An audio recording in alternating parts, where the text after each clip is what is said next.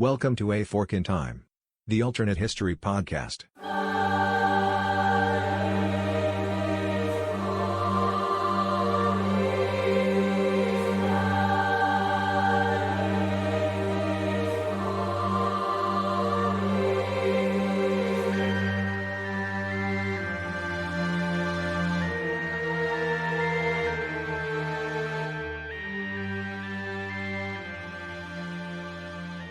Welcome back to A Fork in Time, the alternate history podcast. Don sitting in the host chair today. Alexis isn't around. I mentioned this before. She's off and got engaged. So now she actually wants to have a personal life, even though she's still engaged in the podcast. So that leaves me working with my favorite show contributor, but no blood relation to me. That's Chris Coppola. Chris, how you doing today? Good. Yourself? I'm not going to complain because I'm sure our listeners listening to this 8 months after the fact, if they happen to find us, don't want to hear the complaints. So I'm going to go with the fine, everything's good. And I hope the same is true for you. So our topic that we've chosen today, and this comes as Chris' suggestion. He mentioned this maybe a couple of months back. We broached at this, and it's timely. We're releasing here during the second week of August in 2021, and we're talking about an event that actually happened on August the 12th of 1941. And we're going to see how this plays out as an interesting historical what if. Chris, it's your topic. So we were also just talking as we were rolling into this week and the following week in August of 41, stuff's happening around the world, but focusing in on our particular event for our episode today, Chris, give us a little of the background on the chamber of the U.S. House of Representatives, August 12th, 1941, and why we want to spend some what if time there. So basically the year before, in September of 1940, President Roosevelt and the U.S. Congress had passed the Selective Service and Training Act, which was the first ever peacetime draft in the United States. We had already had drafts during the U.S. Civil War, both sides had drafted, and we had already had conscription during the First World War, but the United States had never come to your door and invited and offered you a job. Can we say it like that? During a time of peace. If you think about it being September 1940, thinking about the legislative process, that whole bill, that whole thing was passed when we realized we couldn't count on France. I think it was Churchill who, on the day Hitler was elected, said, "Thank God for the French army." Well, yeah, we can't count on them.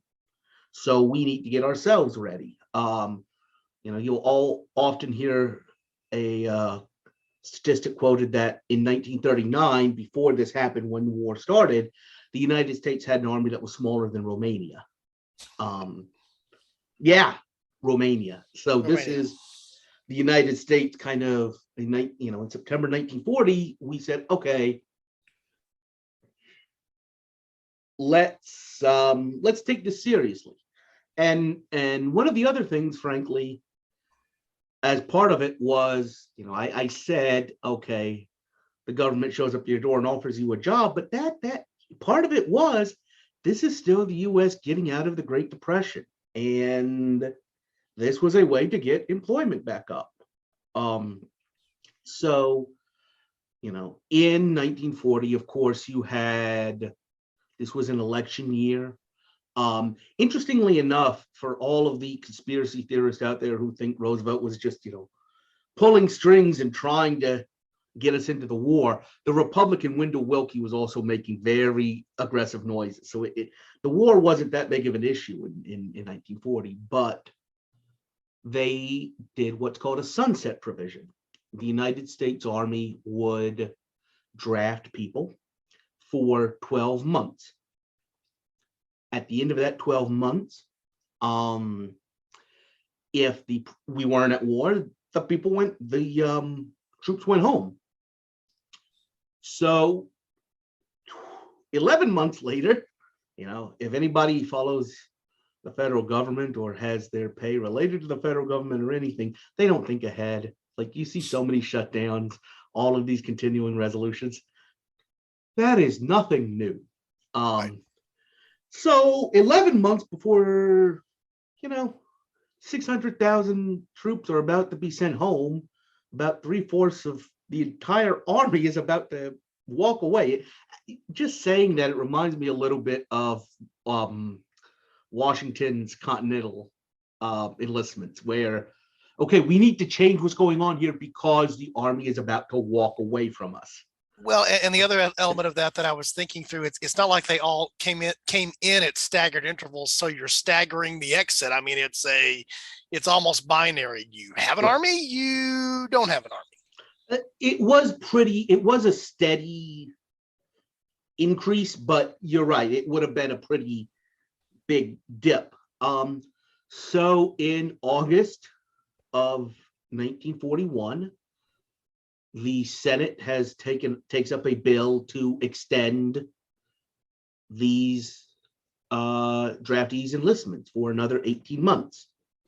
Basically, keep them in the army for another 18 months, and we'll see what happens after that. By the way, 18 months, let me just do some quick back of the envelope math. 18 months from August would have put us into, that would have put us into February of 43. We just won North Africa. Right. So, yeah. So the bill is hotly contested. Again, we're not at war.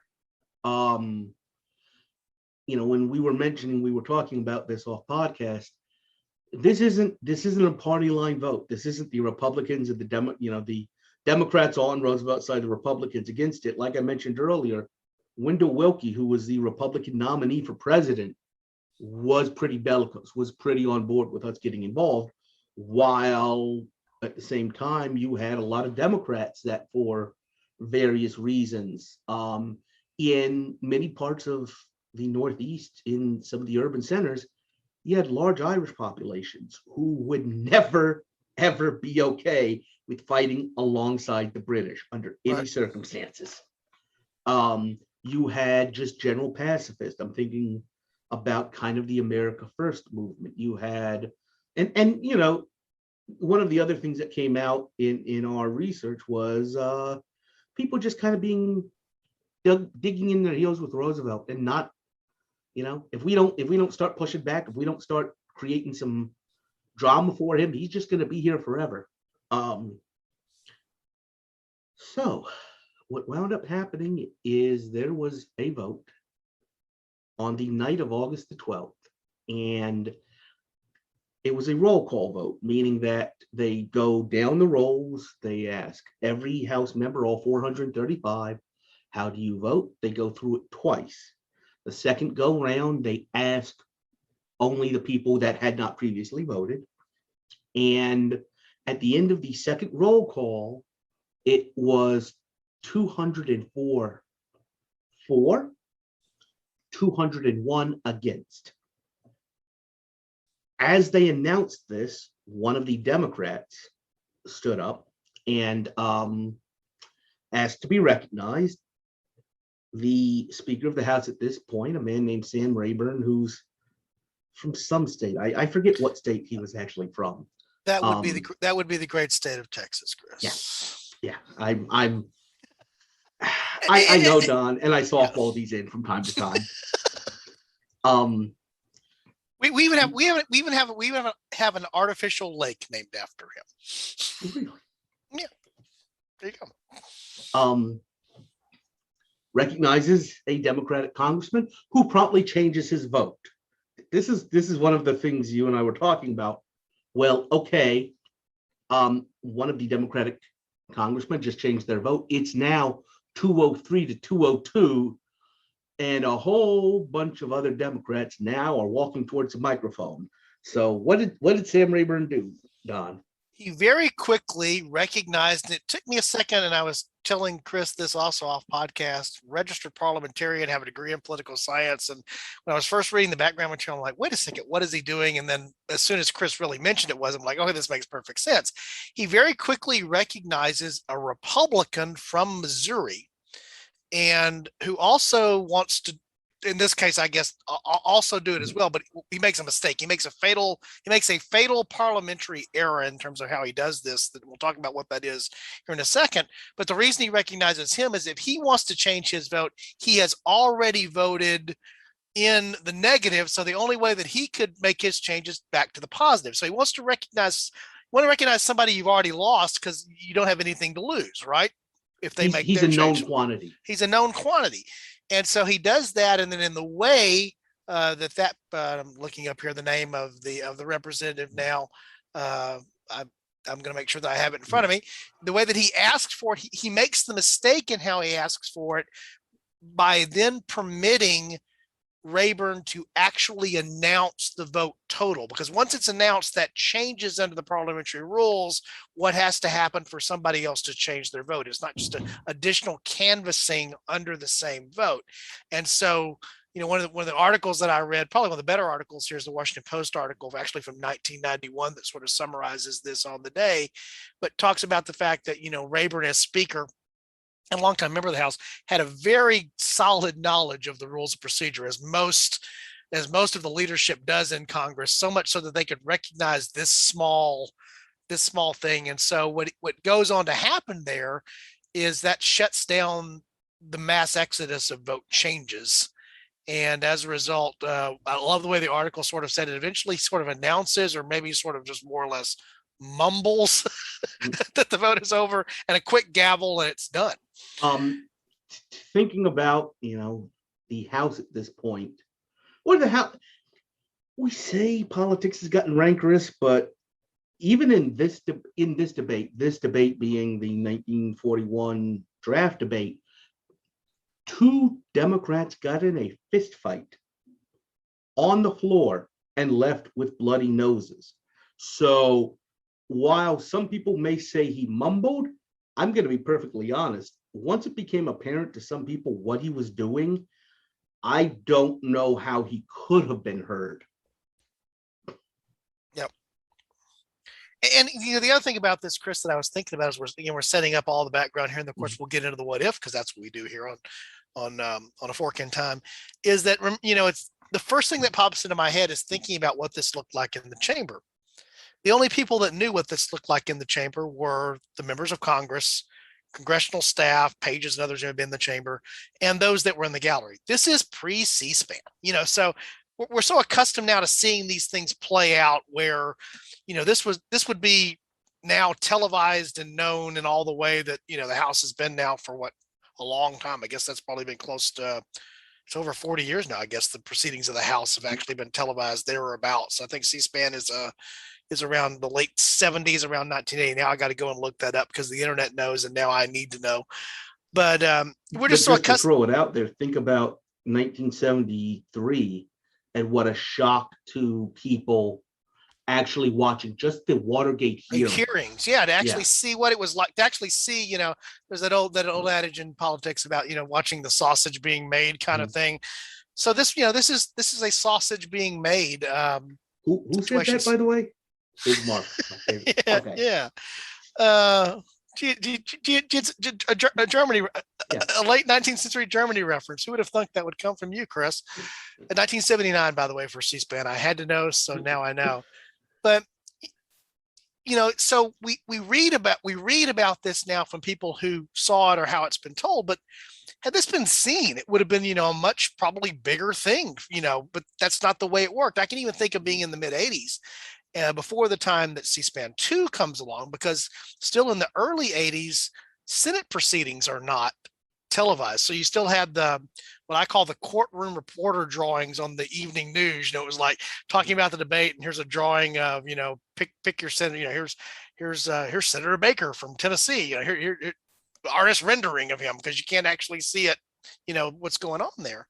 Or even better, how Americans today view the Supreme Court, because they still don't allow in cameras. Yeah, although even there now you have the audio recordings, which is still also something that's new. But that really struck me when we were talking about doing this as a topic, is that you could get away with this and by the way, Sam Rayburn was the first ever to get away with something with a quick gavel, being the Speaker of the House. That's been done countless times in American history with members of both parties and all persuasions in doing so. But you don't face the public ire of what this was, and when you really think about, which is what we're going to talk about, I'm sure, as we go down the alternate history path here, the impact of this on the public had already existed. The number of folks who were already drafted and were thus in the Army. And of course, what's going to happen in just a few short months is going to radically change that. And we'll talk about what that means. I know that's where we're going to go. Part of what we're going to go with on what the what if would have been. But again, the fact that this is one of those things we read about, but we don't have pictures of it. We don't have, video or in this moving picture film of it here, as the case might be, because it was only under very rare instances like addresses and things like that you had any form of filming that was allowed inside the House chambers. That was the rarity. Right. So I think it's interesting. So anything more you want to say about the setup here, Chris, before we go off and head down the what if? Not really. Let's flip the switch and do it. All right. Before we do that, we are just going to take a quick moment. You're not going to see a formal ad drop here, but since Chris participates in this, I thought it would be a good opportunity for us to do a mention here. There's this other podcast we've gotten started, Chris. It's called The Room Where It Happened. And I just want to I think most of our Fork in Time listeners now are probably like, yeah, Don, we know about it. We've heard about it. Quit talking about it. We may have even heard an episode or two of it. You may have heard an episode or two, because we have completed the what I call the inaugural or introductory episode, which sets things up. And then we've actually had room number 1. And we're going to not actually number these by episodes, but by room numbers. So room number 1 was as it needed to be, because the podcast is sort of inspired by the musical number from the Broadway musical Hamilton. And so we did the Compromise of 1790. Chris, you were part of that recording along with a cast of several others. And so one of the things I'm most excited about that, and I'll ask you to comment on that, is it's a different format, obviously, than a what if format. It's a history podcast, but it's not an alternate history podcast, although it's certainly fair game to speculate about historical what ifs and counterfactuals in any historical discussion. I think it was Adam Smith who said if you get 2 or 3 people of the same trade together, eventually their talk will turn to conspiracy of their trade. Right. So if you get and let's be honest, the people that were involved in the podcast are people that are involved in a Fork in Time. So yeah, if you get us in a room, eventually some of the counterfactuals are going to come out. And I am going to go back to Bismarck. This is going to happen. We just know it will. Exactly. But what I really enjoy about what we're doing with that format there, Chris, and I know we've talked about this, I know you do as well, is it's intentionally designed to be where opinions are brought a little bit more than we often do here. And we look at a historical event from the perspective of what we call the room, which is the idea of where this thing happened. But that's really just a launching point to begin the discussion about whatever the topic is. And so our goal is to find interesting rooms. We probably will have to go back to the same room a couple of times because, places like like what we're talking about here, or the Rayburn office building. Exactly. Or the chambers of the United States House of Representatives. Lots of things happen there, so we may go back there multiple times. But one of our goals is actually to look for some more obscure and interesting rooms that lead to interesting things that are there as well. And then the other thing about this podcast that I really enjoy, because I've enjoyed meeting Chris through A Fork in Time and others that we've met, you've heard their names mentioned frequently, is this is always intended to be a panel discussion. We had 5 on room number 1. We'll have at least that many, I think, for room number 2, if not more. And it's once a month is the expected frequency. So it's a longer form podcast as well, since we're not doing it as frequently. So we do encourage our Fork in Time listeners to check that out. Chris, do you have anything more you want to say about the room where it happened? I think it was a good, fun experience. And one thing I really liked about it was getting so many people together, and just the idea of being able to feed off each other. Somebody saying something and me reacting to it. It reminded me of some of the episodes we've done with Brant, UI and Brant, and or Brant, clean that up. You know what I mean? Where we, and that interaction between each other is a really good, is interesting. Do you want to tease what the next room is? I was going to do that. So I will let you do that. Okay. It's a garage. And See, Don I'm is, laughing. I'm laughing. Our listeners have no idea why. let me just tease this. Don, Don, all podcasts he and I have talked, I do kind of tend to, he knows I come from certain, opinions, but I tend to be fair. Those gloves are coming off. For this next one, I'm teasing it. I intend to be brutal. I intend to be vicious. I have some very strong opinions on what happened in this garage, and you guys are going to have to tune in to hear about it. I'm going to leave it at that because there's two interesting things I will say about that garage. This could be a band. It could be a band, right? They're garage bands. But this garage, even the story of the garage is probably mythical and overwrought at best. And that to me probably will be something that we talk about during the episode, because you may argue that whole elements of this story are mythical and overwrought potentially. So I think we've teased it enough without giving it away. If you want to know what it is, by the way, this is out there in the public domain, because the way the format of the show sets up is at the end of each episode, we go ahead and set up what the topic is for the following episode. So if you don't know what we're talking about, all you need to do is go and listen to room number 1. And I'd prefer you listen to all the way through, but you can even skip to the end to find out what room number 2 is about. We'll actually be doing the recording here for room number 2 in the next week and a half, probably. So getting ready towards that. And then the last thing I'll mention, then we'll get back to our regularly scheduled programming on A Fork in Time, is the other thing that we chose that format so that in the month between episodes, between rooms, listeners can go to the website and they can actually participate in forums there and throw up discussion or throw up ideas, or even throw themselves in the ring of saying, hey, get me on there. I have something to say about this. And I already know potentially that the image that I see behind Chris may be the cover image when we put the episode out on the actually on the website, as we do in the news feed, just because that will, when that goes on social media, that will draw attention. That'll stir the pot a bit. That'll shake the tree limbs and get some people in. Yeah. Yes, something may fall not far from the tree. I'm going to leave it at that. All right. So if you haven't checked out the room where it happened, you'll find a link in the show notes to the feed there into episode room number 1, that episode, and you can catch up there. So we hope that you do.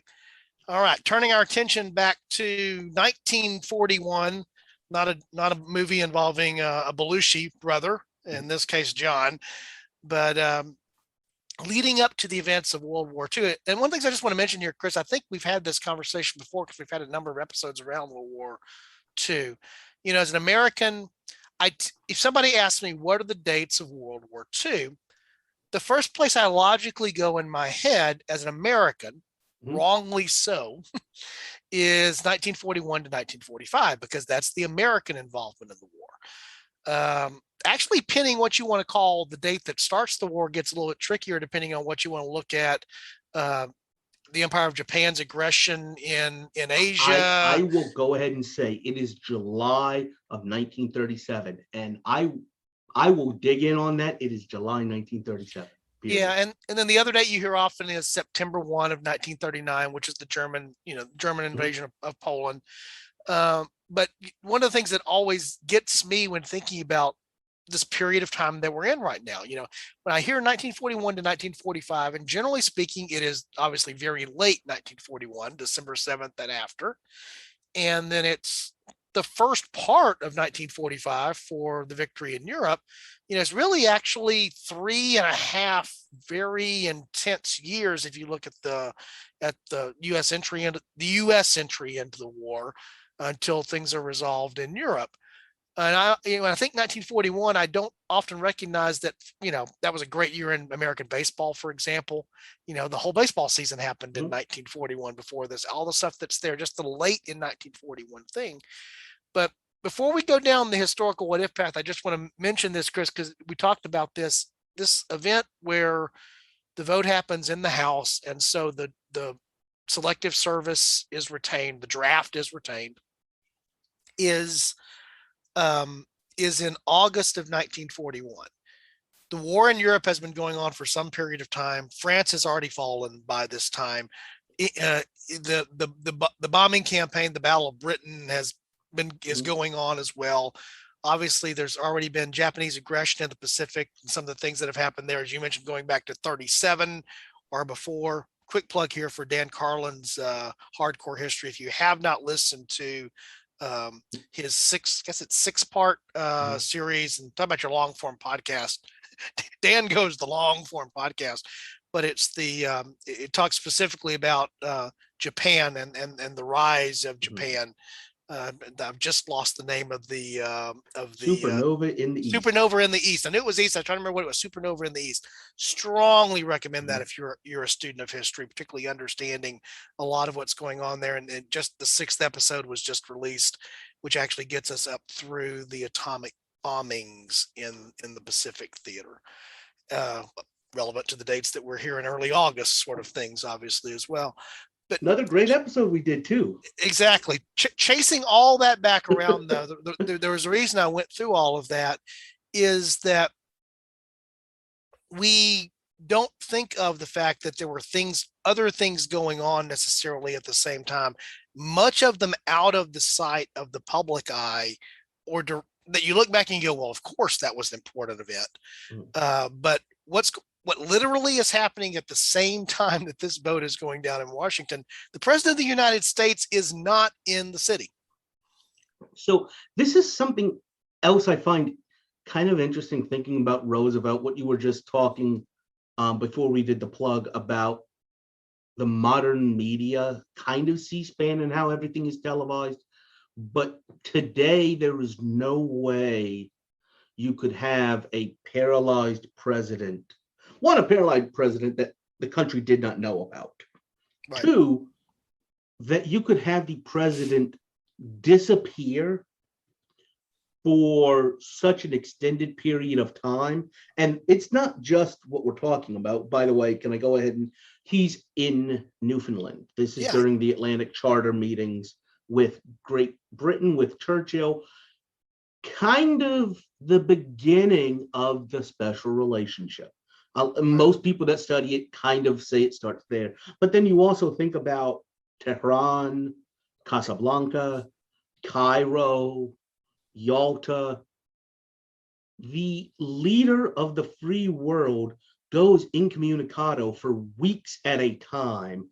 And only after the fact do we get press footage of where he was. Right.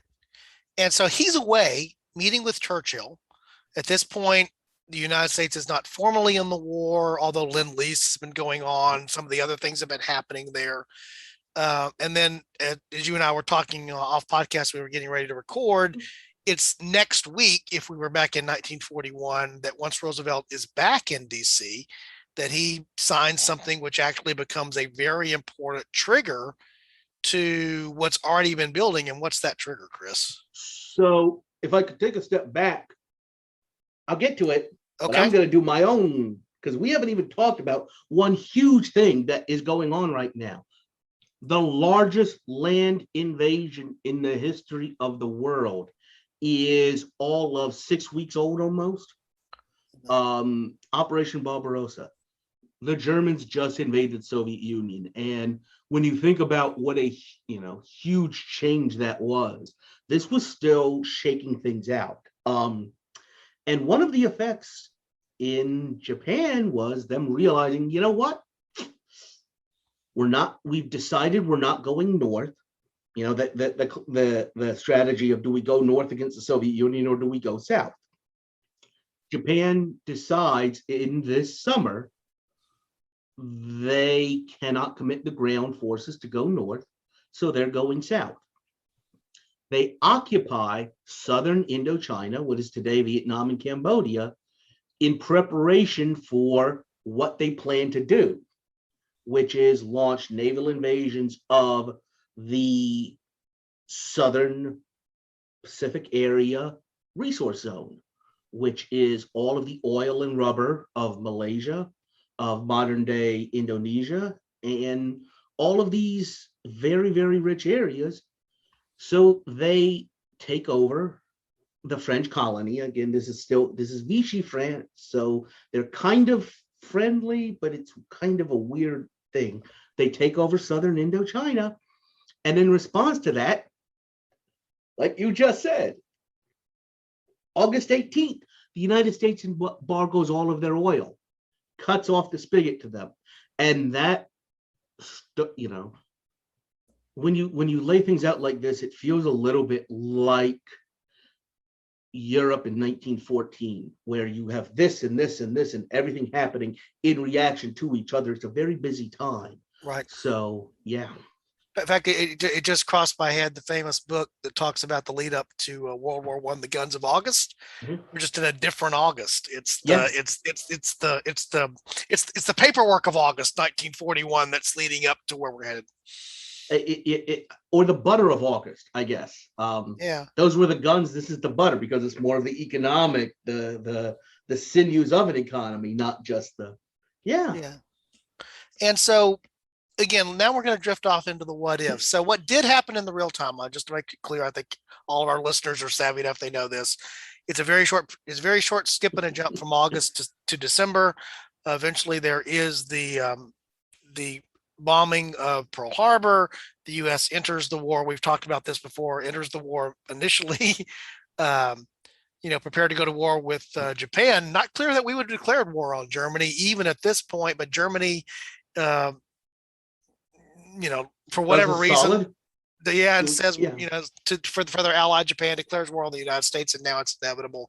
And then, of course, by early 1942, all that we know of traditionally as World War II history is now, set into motion in all kinds of ways, and will go on for the next 3.5 years, give or take, and then everything that flows after that.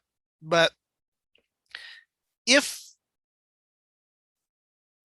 when that happens, there is still a draft.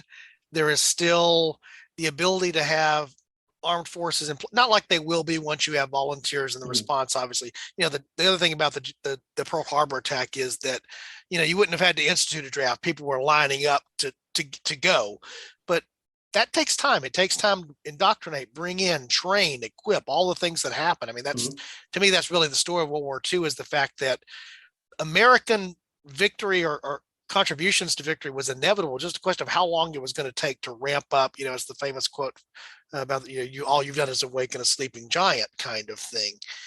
But if you get to this August 12th date and you suddenly don't have that in place, let's just say that. Let's actually just formally say what's going to be the split here.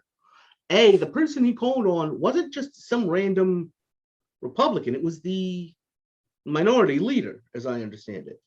So let's say we have a minority leader that understands the rules of the House.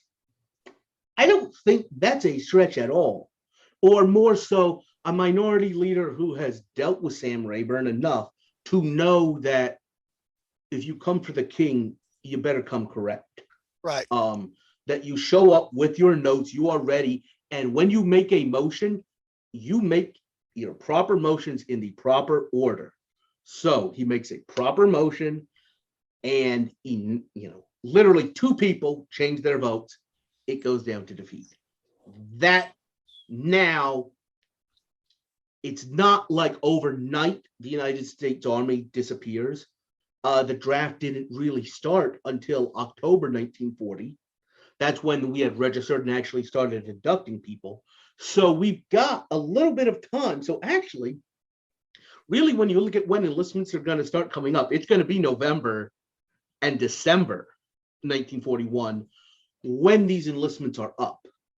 But the first thing I thought about was how many of these people, how many of these young men that have just spent a year in the Army and are now being discharged are going to go home, have things, let's assume, by the way, that everything else happens the way it does. These young men are going to be discharged. They're going to go have a nice Thanksgiving dinner with their families. And a week later, they're going to be in line to join the Army again. Because when we're attacked, they're coming back. They're coming back into the service. The one thing is this: they're not coming back into cohesive units.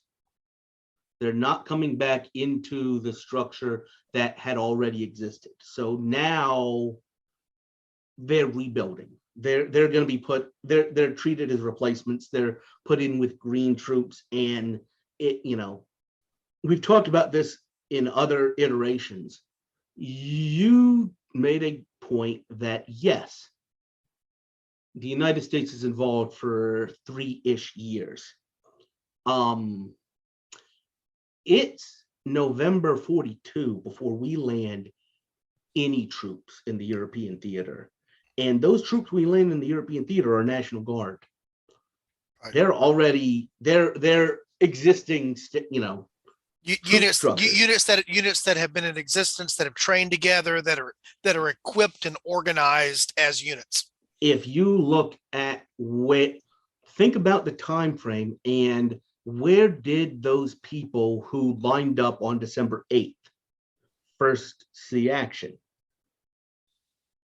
Normandy. We spent about a year in actual in actual fighting.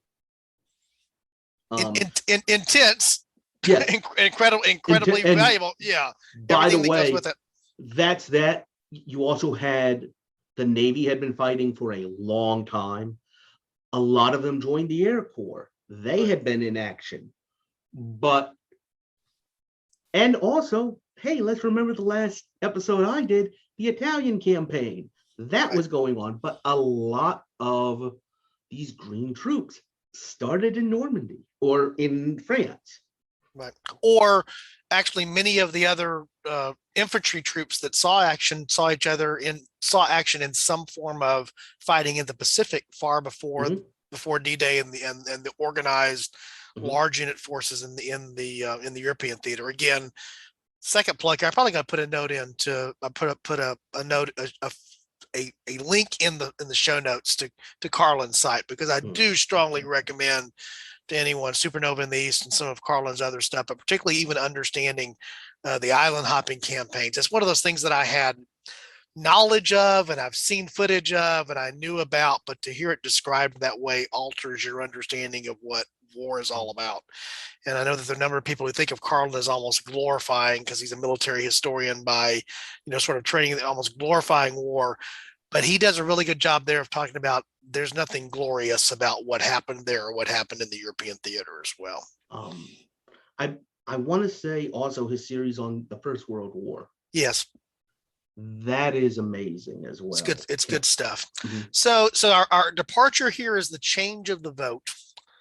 And so, Chris, what's the biggest alternative thing that you think happens as a result of somebody makes a slightly better parliamentary form, this vote gets undone, and suddenly Rayburn's gone down in defeat, you don't have the draft? What does that really mean? Well, I want to talk about two things that may even that a lot of people don't know about. They're the Louisiana and the Carolina maneuvers of 1941. These were training exercises of distinct units conducted in Louisiana. The Louisiana maneuvers actually spread into Texas and into Arkansas. The Carolina maneuvers basically spread over an area I'm a little familiar with, between North and South Carolina, just to the southeast of Charlotte. And these were maneuvers where the United States set up almost trying to reenact the Battle of France, in that you had two teams. For those of you that have seen that movie, The Dirty Dozen, where they're sitting there wearing the red and the blue armbands and they switch halfway through, that is kind of what's going on here. And you had massive armies marching around the East Texas Hill Country. One side was playing a larger infantry army, one side was playing a more mechanized army. First thing is, this is where George Patton first comes to notoriety. This is where Eisenhower comes to notoriety. This is where Bradley comes to notoriety. So the ability to have these large groups of men acting as one, not just as a division, but interacting with each other and allowing the evaluation of leadership. I mean, when Eisenhower was appointed commander of operations in North Africa, how many people did he skip over? He was appointed over dozens of other generals because he had been given the chance to prove himself, and Right. he had. And these two maneuvers in 1941, which were enabled by the fact that we had large enough reserves of people to play war, really helped, one, develop coordination between these groups, two, help found the American Armored Corps, which had been non-existent before now, and three, helped identify a lot of names that are very familiar to Americans now and probably wouldn't have been had the Army not had the size to actually conduct realistic scale exercises. And I'm looking here at the note that relates to that. You know, that when they divided, around 400,000 troops participated in the Louisiana maneuvers. They divided them into, you know, two factions, a blue and a red army. And I'm looking at the note. This is the Wikipedia note. You know, one of the two countries, the theoretical countries, was composed of Kansas, Oklahoma, Texas, Missouri, and Kentucky. That's a large area. Yeah. The other was Arkansas, Louisiana, Mississippi, Alabama, and Tennessee. A total of 19 divisions were involved in this. That's not and I used to play paintball back in the day. That's not a little romp in the woods paintball kind of thing.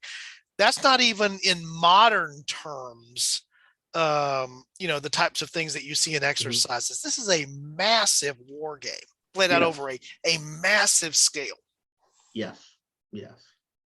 And as you well point out, if you didn't have enough troops to do it at that scale, you raised a point that I hadn't really thought about. Yes, it's about getting the troops ready, but it's about identifying who is capable of commanding those troops is what you actually get from that. That's what you learn from the practice more than anything else, is who's the better coach. The one of the things I'm thinking about is I said a lot of them were designed to replicate the Battle of France. If you think about what happened there, the French were led by the same people that won World War I. That's why they were fighting the last war, because they were the exact same. They literally people. fought the last war. While the Germans were captains, maybe majors in the last war.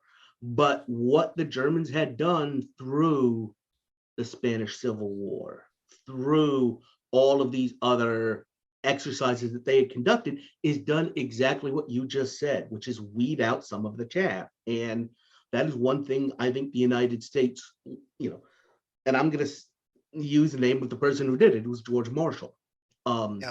He was appointed Army Chief of Staff on September 1st, 1939, which I maintain is not the beginning of World War II.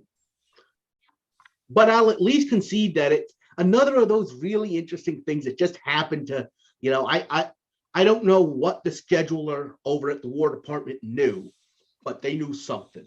Yeah. And one of the things he did, he made it a point, we're going to have these exercises, and not Soviet style, but we're going to weed out the chaff. We are going to have a leadership cast here, an officer corps that can win, that is not going to have to learn on the job. I think one of the problems they identified from World War I is, if you look at how, you know, and we've talked about how the United States got involved in World War I, we were a little slow to get manpower over there, but even when we did, we were throwing green people into those trenches. If you look at American casualties compared to German, British, or French at that time, Americans' casualties were astronomical. I mean, you had anecdotal stories of doughboys in the trench being told by their sergeant, if you pay me $5, I'll show you how to use that rifle. Which is a sign of a poorly trained army, perhaps. Yeah, poorly trained and poorly led. Yeah. And we've even talked about this occasionally. I know we're going all over the place here, but that's fine. I like these episodes to a great degree. Even going back to the American Civil War, the experience there we've talked before, and I know we'll end up having some episodes. We haven't visited that time frame in history as much on A Fork in Time as I know that we will. But you think about the armies of Potomac. But the argument is that McClellan trained that army and trained that army well. Mhm. He just didn't know what he trained an army that was so pretty, didn't want to go take it out and really use it. It really, is the he story. wanted to keep it in the mint condition box. That's basically what it was. It was a collectible to him. Yeah, and you have the other extreme of that. Again, we already mentioned him here once. We've done an episode on him for those who want to go back through the archives of Fork in Time on Patton.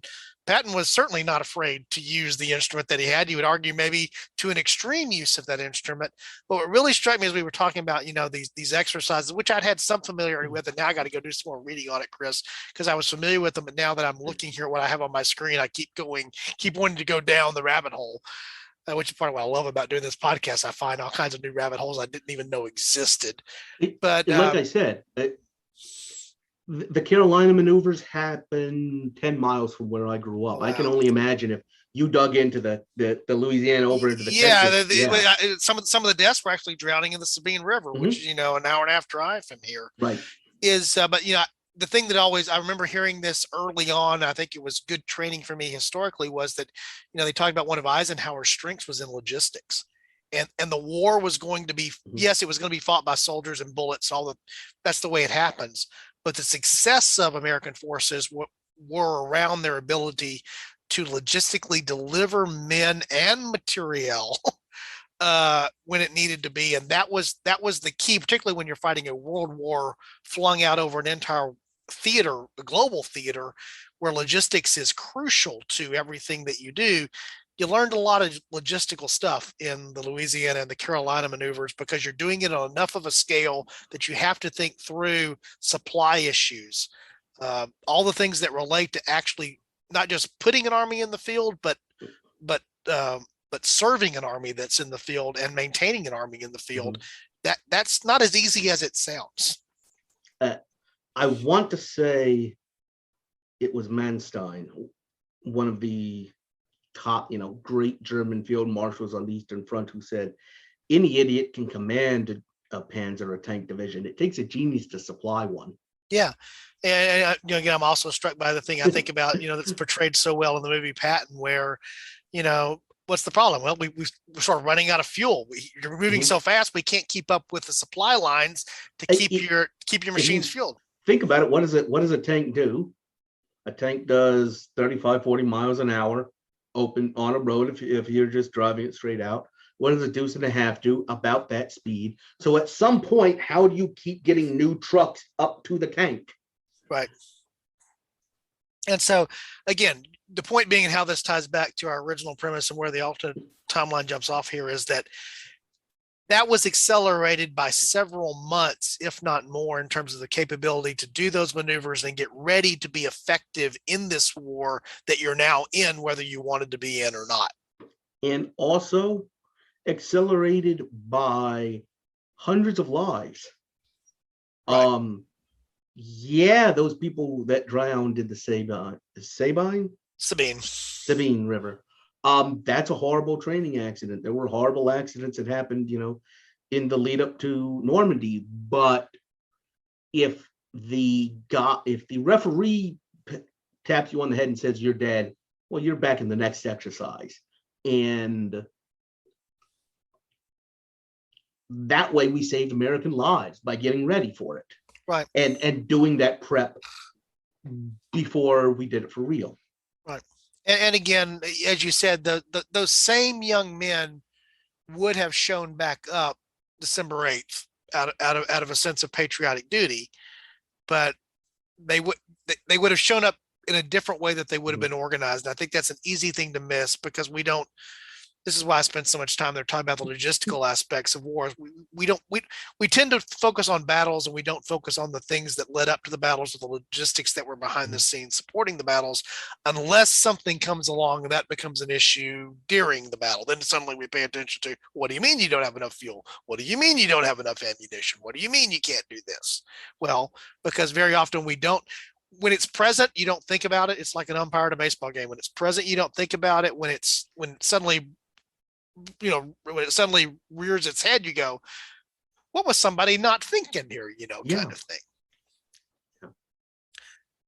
What's another key element of the alternate timeline, Chris? Interestingly enough, I think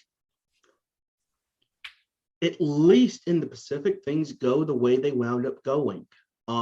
If you look at American code breaking capacity, if you look even at the United States Navy that fought at Midway, that's the amazing thing about the Pacific War.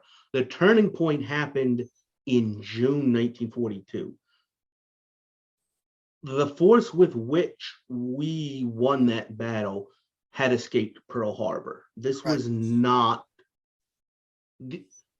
American industry had not had a chance to make itself felt. Even into Guadalcanal, the 1st Marine Division landing, those were all troops in the forces on August 12th, 1941. Right. The first place I think it gets felt outside of this kind of meta capacity world is North Africa. I don't think the United States can do the torch landings when they do them.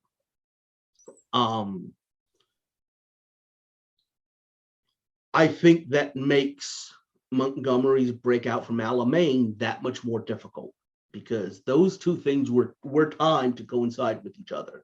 Right. That over in Egypt, Montgomery is going to attack out of there, due west. The Allies, and it is the Allies, because at this point still there's a lot of British divisions landing in Morocco and in Algeria, driving west and trying to squeeze the German Africa Corps between two of them. The Americans can't, I don't think, have much support to offer. And I don't know if they're not being pushed by I don't think the British land there. So instead of being squeezed together, what you could have is another replay of what had been happening in the Western Desert, which is Montgomery advancing. But if you don't have people knocking on Rommel's back door, don't forget, at one point, the British had almost taken all of Libya before Rommel showed up and just seesawed it back. So it had gone back and forth, and there's nothing saying that could not have been more of a back and forth fight than it wound up being. And to your point, Torch is, it's in November of 42. It's 11 months after Pearl Harbor before, as you say, there's really any noticeable American ground presence anywhere. And this is in our world where we've had a chance to build up this army. Yeah. So, to me, it's just always that interesting thing. And when this is the mental image that I have. I tell people all the time, you don't want to be inside of Don's head in the way that he thinks sometimes, because it works in weird ways. But I think of this as like the time slider of the war to a degree. And so if you slide things back at various points, the way that you get alignment of the various sliders and how they interplay with each other suddenly changes. And so, my impression has always been that one of the important things about Torch, and we've talked about this also in a number of episodes. We got enough episodes now we can reference a number of episodes, which is one of the interesting things that happens. But I think as Americans, we grow up with a very glossed over understanding of the war on the Eastern Front in World War II. We don't know it as we don't know it as anywhere close to the level of detail, obviously, that we know, where people that we know, either family members or relatives or just American troops in general, were engaged. But if you don't have what's going on in Africa in late 42, that has an impact on what's able to be happening on the Eastern Front from the German and the Axis perspective. Again, you change the alignment of all the sliders by adjusting the timeline, and you get different interactions that may allow for different strategic decisions that may force different tactical situations. The first thing is, you're absolutely right. November 1942 is one of those busy time periods. This is when Operation Neptune is launched. Neptune and Uranus. These were the two Soviet operations to basically, for those boxing fans out there, I guess Stalin decided to rope-a-dope the Nazis and basically let them come in and fight in Stalingrad. Let all the best German troops keep coming in and fighting in Stalingrad, because then the troops that are left protecting the flanks are Romanians. We're really bashing Romania today. I don't know why. They're a wonderful people, but and Italians and other troops whose hearts are not in it, who are not as well supplied as Germans. The Russians know this and just crash through those flanks and completely surround Stalingrad and wipe out an entire German army. That still happens. That is happening so concurrently with what we're talking about that the increased strategic options don't show up. Right. However, the next step on the Eastern Front, Citadel, I think, is affected. Citadel is the Battle of Kursk. Basically, the Eastern Front for the first 2 years had almost this pattern of, if the sun's shining, the Germans are winning. If it's snowing, the Russians are winning. Yeah. Citadel is in July. It's initially going to be in June, but they pushed back to July of 1943. And this is the German attempt to say, well, you know what? The sun's back out. Now we're going to win again. We lost all of these troops at Stalingrad, but we can take the offensive again. And they push it back because they want to bring in the King Tigers, the massive tanks, all of this new equipment, and they attack, and it finally doesn't work. For the first time, the Soviets actually stop a German summer offensive, and the counterattack from that carries them to Berlin. Right. It's almost a continuous flow from there. I think that might be an interesting thing, because July 43 won. All of those troops they had to either deploy or had lost in Tunisia, North Africa, are now available to the Germans, and all of that valuable equipment. And also, Italy's not about to surrender. Right. So I think you could have had more offensive capability at Kursk, at Citadel. The Russians knew they were coming. The Russians were prepared for it. And I don't know if, I feel like that added capacity just means there's fewer tanks to beat at the Bulge. And when I was thinking about this, I think the biggest change, we talked about these nerdy, detail-y things behind the scenes. I think we're meeting the Russians on the Rhine instead of the Oder because of that delay. Yeah. And we're lucky we're meeting them on the Rhine instead of halfway into France. And so that, we've talked about this a number of times, World War I sets up World War II. World War II establishes what becomes the Cold War.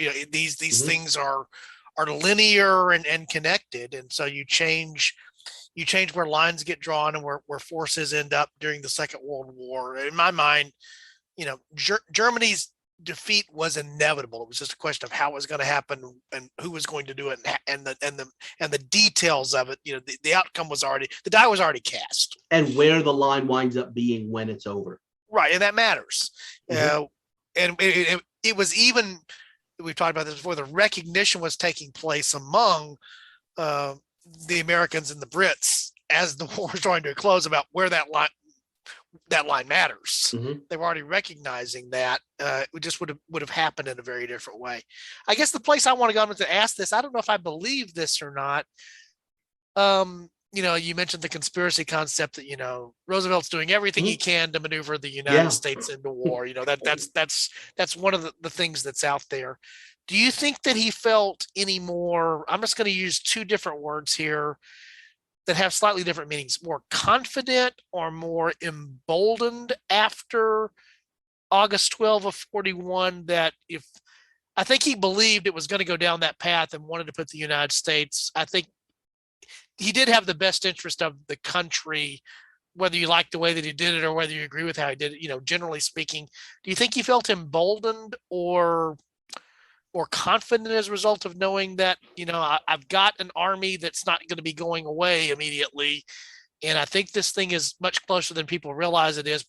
As you're signing that embargo act, you realize you're starting to do the things that are probably going to lead to conflict somewhere, whether you recognize that was going to be a surprise attack on your naval base. That's, again, a conspiracy argument of a whole different type. But do you think he was emboldened at all do you think it caused actions to go into place that would not have been as easily taken if suddenly this vote had gone differently on August the 12th? I guess that's my question. Took me 3 minutes to ask the 30-second question there. I think FDR was a master politician. I don't even think a master politician like him can be emboldened by a 1-vote win in the House. I think he absolutely realized, okay, this is still a near run thing. Not emboldened, just more sustained, I guess would be a good way of putting it, but not emboldened at all. Emboldened would have been if, for example, he would have held by the way, large Democratic majority. If he would have been able to deliver the kind of votes, the kind of a party line vote that we would see today, a large majority, if he would have been able to have, by the way, a significant number of Democrats not say, I agree with you, by the way, George Marshall making this argument, I agree with you, I'm just not going to give Roosevelt any more power. You had Democratic congressmen saying that. Right. That's not exactly the situation that gives you political capital that you feel like you could spend. Right. And, it really did strike me as I was reading the Washington Post article about what you just described there. And, Rayburn was known as being very effective for lobbying without being, he was the thing that as always you describe, and I think it's mentioned there in the Washington Post article, is he was and I'll link that in the show notes, by the way, because I think it's a good place for somebody to go just to get some background here, is that, he played fair when he lobbied for a position. He didn't try to strong arm you. He did get in your face. He did make it personal. In fact, he made it very personal. I really need you on this, and here's why. And so, a lot of people that were, in fact, that's how I think the vote passed, is he was able to do enough of that. But again, the fact that it was 203 to 202 and it could have gone the other way just tells you, as you pointed out, how divided this was. It wasn't along party lines. There were a number of different factions and fractions to what was going on here that was causing this to happen. And I think the other thing I'm very guilty of is I start looking at 1941 back through the prism of what happens after December 7th before what it looked like right up into December 6th. I think I'm very guilty of that. You see it through the retrospect of, of course, that was inevitable. All these things that are quote unquote inevitable. We've joked about that a number of times too, that are only inevitable when you're on this side of what eventually happened, right? It could have gone a different way. What's also really interesting is to think about the things that were inevitable before they happened that did not happen. Right. That's where it gets fun. Yeah. So, again, I'm going to ask if you have any other big themes here before we sort of draw it down in terms of what the alternative would have been. We've talked about a couple. Anything else super big that we missed, Chris? I mean, other than lack of knowledge of parliamentary procedure, basically putting at risk the future of post-war Western democracy. Yeah, I mean, I think that's good. Other than that, that's a good hour's work. Yeah, that's Chris. It's what we do here on A Fork in Time, right? I think the closing, moral of the story is always consult your parliamentarian. Yeah, well, I'm actually thinking of the person that popped into my head. Strangely enough, was not a member of the House. Was actually at one time was the longest serving member of the Senate, which was Robert Byrd from West Virginia, who had this incredibly legendary knowledge of the rules of the Senate and the procedures of, which are, again, we're not talking about Robert's Rules of Order here. When we're talking about parliamentary procedure, we're talking about very unique, convoluted, multi-hundred-year-old provisions and knowing the intricacies of how they interact. And, sometimes it comes down to somebody knowing what, I don't know what paragraph 15 of subsection 9 of Article 12 of Rule 7 says. Not only knowing that, but just to point this out, having that presence of mind and having it so forward in your mind that in the spur of the moment, I mean, right. Because what we talked about earlier of, okay, who do I recognize? Well, a lot of speakers, a lot of presiding officers would recognize the members of their own party. But the fact that Rayburn thought and said, let me recognize this other person who I kind of don't mind if he changes his vote. And then in the split instant to realize the opening that had been given to him, this isn't something that's being communicated between two lawyers back and forth via letters. This is happening in real time, right. And knowing it that well and being able to in the instant twist and exploit that. The thing that popped into my head, again, we talked about this sort of, the ping pong ball thing that happens often in an episode. Well, I thought, I think about what makes, brilliant chess players is they suddenly recognize a pattern on the board because they played so many times and know it so well that they don't even have to think about the fact that mate is 20 moves away. They just know this I know this pattern. I know this move is the response to this pattern. And now I'm good. I have the time now to play it out and do what I need to do. And the mental synapses and the skills are different playing a timed game where you're reacting like that versus playing by mail or something where you have the chance to do the study. Yeah. And I think, I was actually listening to something else the other night that was we've talked about this before. I know Brant's raised it every time, the idea I raise it more often than anybody else here, the great man of history versus, sort of the flow of history concept about what's there.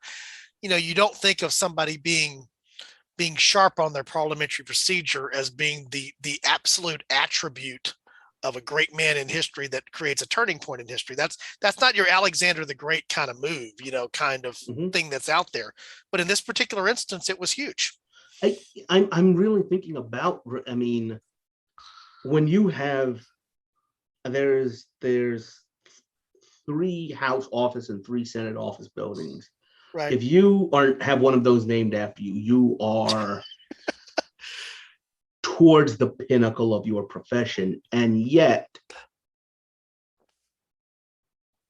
how many of our listeners out there knew who Sam Rayburn or Long, Russell, any of them? Right. Yeah, I think that's a good point. I mean, as I mentioned, I certainly know who Sam Rayburn is because I'm a Texan and he is a Texan. But the first thing in Texas is there's Lake Sam Rayburn. Then maybe you learn about who this guy it's named for. You don't have that luxury if you grow up in a foreign country like California or something like that.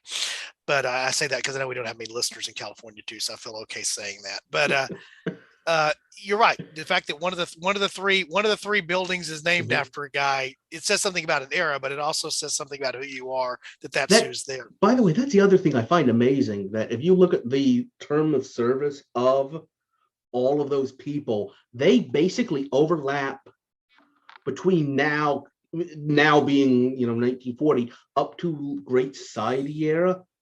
All of them served during this time frame. So right. It's amazing to think about all of those people in the Congress plying their trade at the same time.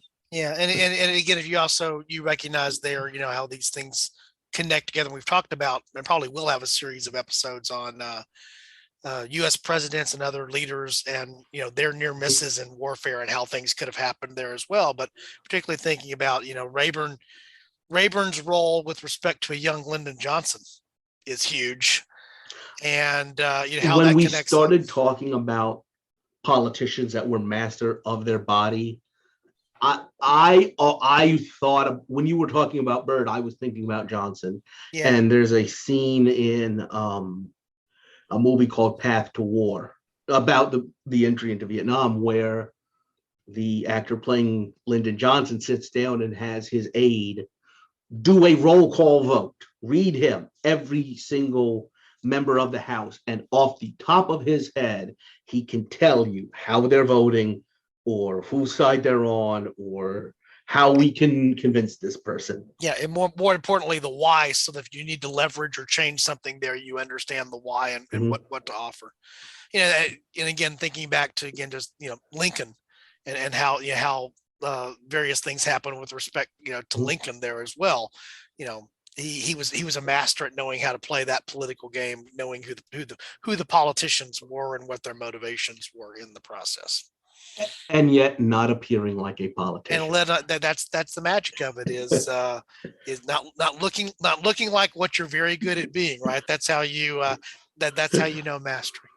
Well, Chris, as always, I enjoy our episodes. I enjoy these where we sort of have done them a little bit more. We didn't talk a lot before, so we would have the spontaneity during that, and I appreciate the ability that we've developed a rapport to do that. So Chris, thanks for taking a little bit of the time today for us to be able to record an episode. Good to have you back. And as we get ready to close out here, I am going to point people to, I mentioned this when we talked a little bit of the room where it happened.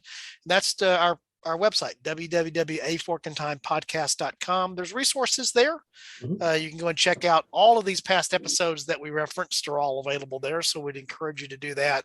That's also the home for the room where it happened. But topic suggestions, I actually got just an email in the last 2 days, Chris. I hadn't even posted them to a spreadsheet that we share to look at. As you saw me reaching for the mouse to look for that. Yeah. I have 3 new topical suggestions, and one of them actually caused me to ask somebody who lived during that period of time whether they knew anything about this. They're like, no, I'd never heard that before. So now I got to do a little research, and I bring that up to say that our listeners raise topical ideas that would never spring to mind for us, and that's a good thing. So if you've got topical suggestions or feedback on this episode, if you want to say Don didn't know crap and Chris knew everything, and vote for him, if we were putting a thumbs up, thumbs down, do that. We like the feedback, and again, we appreciate the community we've built there. Also places for folks to connect with. And if you want to be part of the room where it happened or a part of this podcast, Chris reached out with a topical suggestion. I reached out and said, hey, you want to join me for that? He's like, sure. And what are we now, 9-10 episodes of Fork in Time later, maybe more. And by the way, on the website, there's a list there of episode guests. Now, Chris shows up a little bit differently now because he's a regular contributor, but you can even know who's on various episodes there. We have a way to do that. And we need to lure some Brent Frost back here soon. Brent's been busy for about the last year, but Brent was one of the early folks that joined us there, and I know he'll be part of an upcoming room where it happened. So I don't have anything else to plug. Except to say also, if you enjoy the show and you want to contribute financially, you can do that at our Patreon page. And we do still have the Late Bronze Age Collapse series that's running over there. I actually have 2 more episodes that need some editing and some uploading there to get us into that. But there's some special perks that are over there for our patrons on Patreon at www.patreon.com/forkintime. So I'm going to throw to Chris one last time to see if he has any closing comments, and then we'll close it out from there. I'm gonna say this.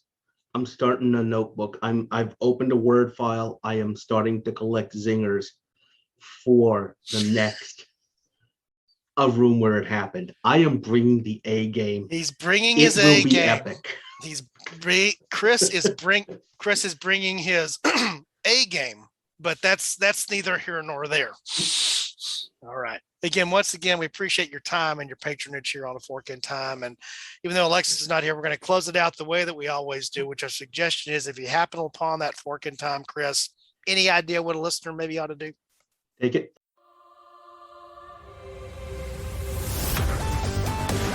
Thanks for listening to A Fork in Time, the alternate history podcast. Learn more and provide feedback by visiting our website at www.aforkintimepodcast.com. Connect to us on Facebook at facebook.com/aforkintime, or follow us on Twitter at AFIT Podcast. If you want to support the show financially, visit our Patreon page at patreon.com/aforkintime. We hope you will join us next time.